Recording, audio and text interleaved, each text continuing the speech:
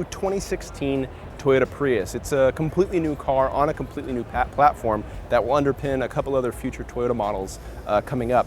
Now you can see they really emphasized design and styling on here. They wanted to differentiate their hybrid and eco cars from the rest of the lineup.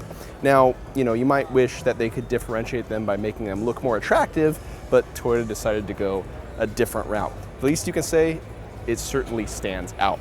But there's good stuff happening underneath the sheet metal. They've redone a lot of the hybrid system. They've moved stuff around. They've lightened it up. So power's actually decreased down to 121 horsepower, but fuel economy is up. And Toyota says it should be just as fast as the previous model because of the way they've been able to make the hybrid system work. It should be more efficient, less power, but still give you the same acceleration.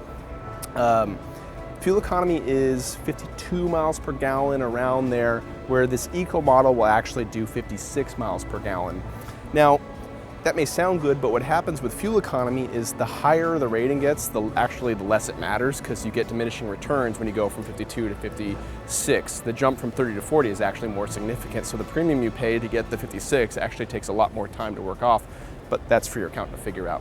Other stuff, the rear suspension, they've changed it from a torsion beam to a more sophisticated rear suspension setup, which should make it nicer to drive, more fun to drive quick around corners, and also give you some more ride comfort too, because it has a bit more sophistication in there. They've also relocated a couple components of the hybrid system, most importantly the battery. Where it used to sit in the rear cargo area, now it sits underneath the rear seat. Now it opens up a lot more cargo space back here. So there's a lot more interesting stuff happening inside, especially with regard to design. So let's take a look. Okay, so pretty standard layout for the Prius. It's at least the stuff that you can normally expect if you've ever sat inside a Prius, as in there's no gauges in front of the steering wheel, which is kind of a bummer if you like your gauges directly in front of you. No, Toyota puts the gauges up here. Your speedometer and all that stuff is listed up here, and that really helps if you want to sell cars in right-hand drive markets, because you don't have to make an entirely new dash. You could just keep this one.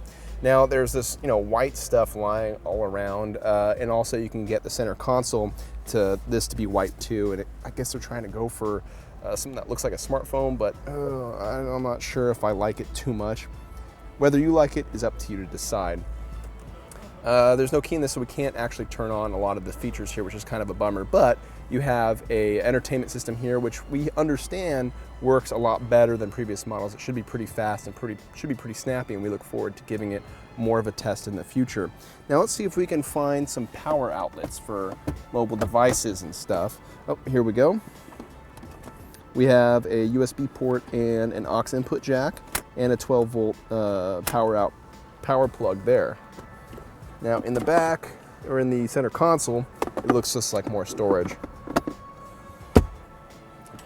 But let's take a look at the back seat.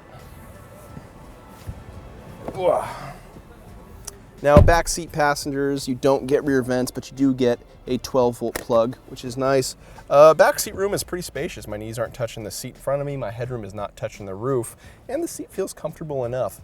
So that's it for the interior. Love it or hate it, that's the new Toyota Prius. And to find out more, go to Edmunds.com.